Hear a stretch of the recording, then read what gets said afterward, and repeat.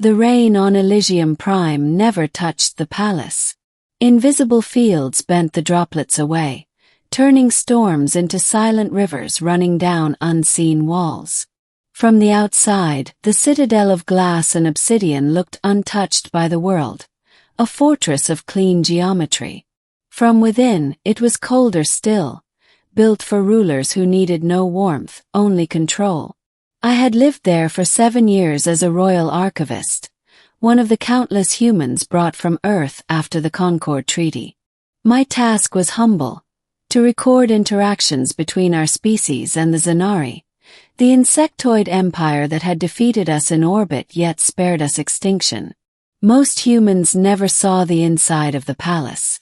I did, though rarely beyond the archives, which smelled of resin and the faint tang of ozone. The Queen Mother Zenith ruled from her crystalline throne, her body spanning 5 meters tall, armored in plates the color of obsidian polished to mirror shine. Her multifaceted eyes caught light like broken stars, and her voice, when filtered through translators, was steady, imperious, absolute. She was ruthless, but fair in her alien way. Rumors spread constantly among the staff about her offspring, the larval heirs kept deep within the brood chambers. None had been seen in years. Whispers said that one child had survived where others had failed, a queen child, destined to inherit power. But Zanari politics were a hive of shadows. Few dared speak more. That night, my assignment brought me deeper into the brood wing than ever before. The cry in the dark. The brood corridors were alive with faint humming. Thousands of drones tended the nutrient pools, and glowing fungus lined the walls. The architecture twisted here, less pristine than the grand halls, more organic. Resin bulged where walls met ceilings, like the palace itself was growing. I was copying data slates from one chamber to another when I heard it. A sound alien to this palace. Cry. Thin, wavering, vulnerable. Froze. Drones didn't cry. Warriors never made such sounds. The Queen Mother certainly didn't. I followed it through twisting halls until I reached a small chamber, dim with bioluminescence. There, curled against a crystalline pod, was the source. Child. But not entirely Zanari. Their carapace was softer, iridescent like an oil sheen. Their limbs shorter, more proportional, eyes wide and too expressive for a Zanari. And their voice, though chittering undertones laced it, carried the unmistakable tremor of something human-like. Child wept. Their small mandibles clicked together like teeth chattering from cold. And before I could think, before the weight of palace law could fall upon me, I bent down and gathered them into my arms. Their body was warm, trembling, lighter than expected. When their luminous eyes met mine, they quieted, pressing their face into my chest. For one long heartbeat, the palace storm shields outside, the empire itself, all fell away. There was only a child and me. The forbidden heir.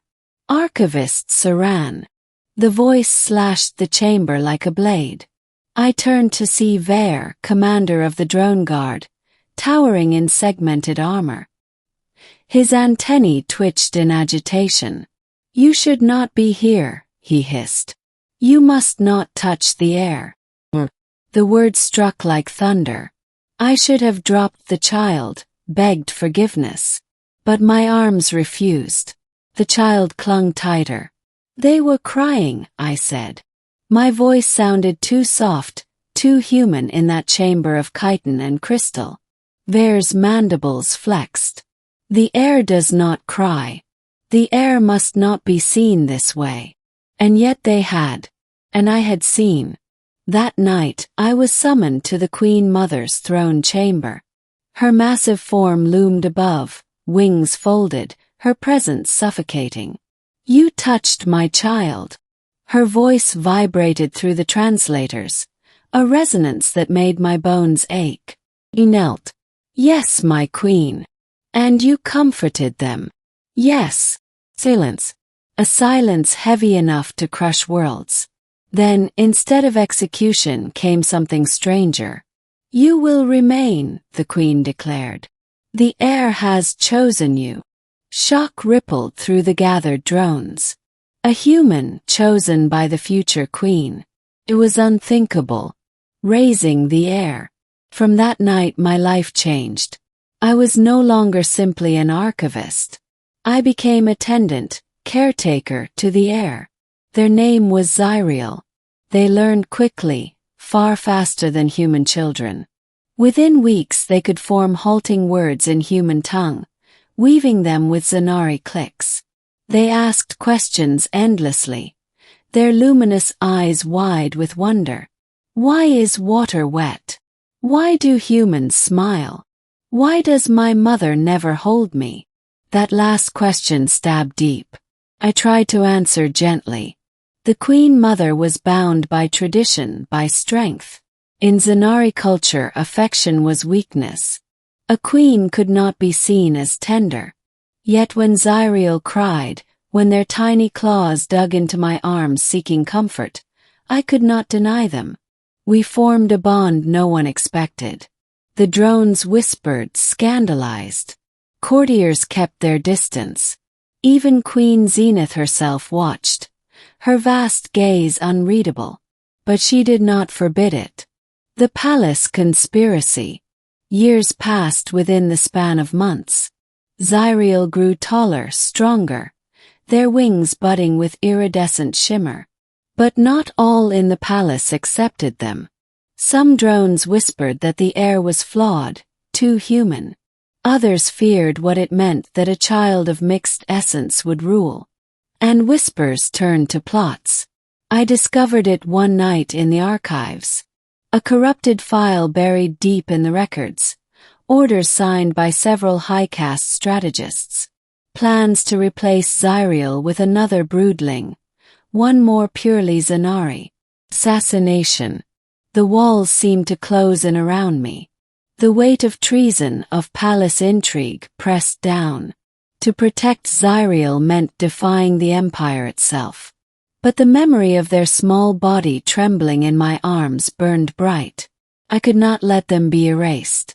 The night of fire came during a storm. The shields outside flickered, sabotage. Lightning bled through, striking the palace spires. Drones flooded the brood chambers. The conspirators made their move. I ran, heart hammering, to Zyriel's quarters. They were already awake, their antennae quivering with fear. "They're coming for me," they whispered.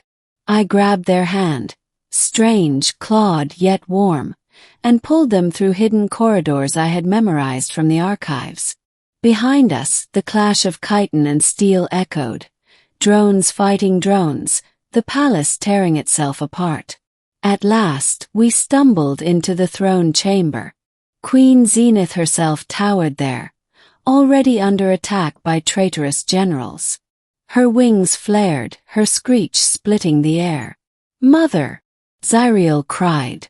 For the first time the queen faltered. Her gaze flicked to her child, then to me, then back to the rebels. And something changed in her. With a roar that shook the chamber, she unleashed her fury, wings slicing like blades, mandibles crushing traitors. But the rebels were many. One broke through, a warrior with a plasma blade, rushing for Zyriel. Without thought I threw myself between. Pain seared my side as the blade cut deep. The last thing I heard before darkness claimed me was Zyriel screaming my name. Epilogue. A child and a throne.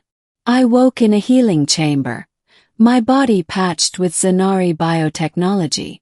Days had passed. At my side, Zyriel sat quietly, their wings folded, their eyes luminous with relief. "You lived," they whispered. "Yes," I croaked. They leaned forward and hugged me fiercely, mandibles clicking against my shoulder.